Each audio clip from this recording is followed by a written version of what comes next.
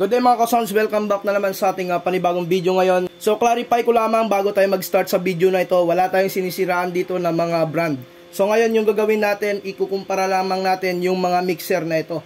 So kung maalala po ninyo, ito yung aking Joson 6 channel na mixer. At saka ito naman yung aking Mechman GF8 Pro, so nasa 8 channel naman ito. So bali yung Joson 6 channel na ito, I think wala na sigurong ganitong klaseng nagbebenta na mixer. Ngayon kasi nakita ko is Joson 6 channel plus na yung nakalagay dito sa Joson store mismo. Yung kaibahan lamang sa mixer na yon, yung bagong upgrade nila, dito sa ika-6 na channel is meron siyang dalawang PL. So hindi lang ako sure kung para talaga yun sa mic kasi hindi ko pa nahawakan yung ganong klaseng mixer.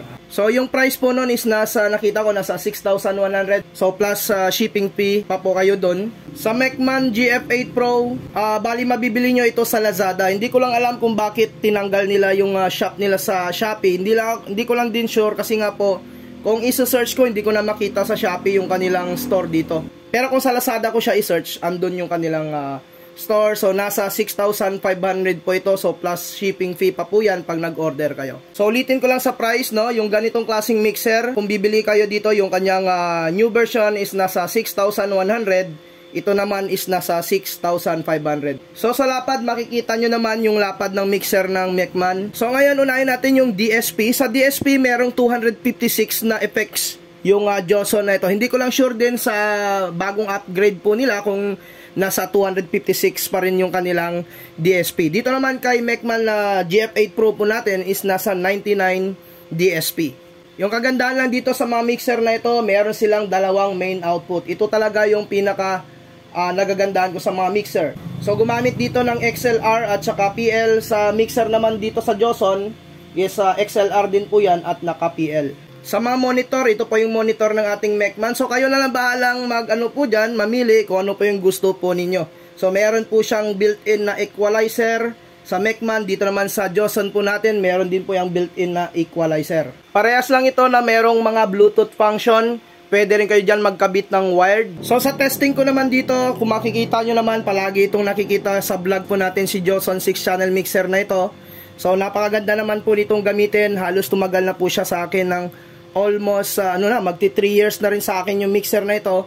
So until now, medyo may mga mild issue na po siya kasi nga po matagal na sa akin. Pero at least gumagana pa rin po yan. Tapos dito naman sa kay Mechman po natin, syempre bagong-bago pa lang ito. Hindi pa ito umabot sa akin ng 3 buwan. So upon observation ko pa yung ganitong klaseng mixer.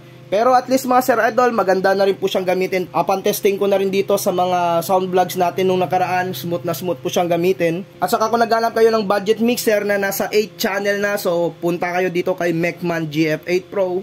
Sa halaga po niya na 6,500, meron na po kayong 8 channel na mixer. So yun, nagustuhan ko lang dito din sa mixer na ito, no, yung kanyang monitor. So makita po ninyo, meron siyang malapad po dito na monitor para sa mga digital effects po niya. So kitang-kita po ninyo siya. So hindi kagaya dito sa Joson, so ganitong klaseng digital monitor lamang yung nakalagay po dyan. Sa phantom power naman, kada channel ni Joson mixer po natin, ayan, meron siyang phantom power. Dito naman sa 8 channel na ito, yung from natin, 1 to 4 na channel, isang phantom power lamang yung naka-control po dito. 1 to 4 channel dito sa kabila, yung 5 to 8 channel naman, isang phantom power yung nagpapagana dito. So wala na po ako masyado ditong idadagdag. I think alam nyo naman siguro kung paano i-operate yung mga ganitong klaseng mixer. Para at least may mga basic idea po kayo dito sa dalawang mixer na ito, kung ano po yung napupusuan po ninyo dito. Kung dito kayo sa 6 channel sa halagang 6,100 at saka dito sa 8 channel na mixer sa halagang 6,500. So hanggang dito na lang muna yung ating video po dito sa ating vlog. Sa mga bago nag-subscribe, huwag niyong kalimutan na i-hit yung notification bell button para sa mga video updates natin na i-upload. Maraming salamat mga ka-sounds.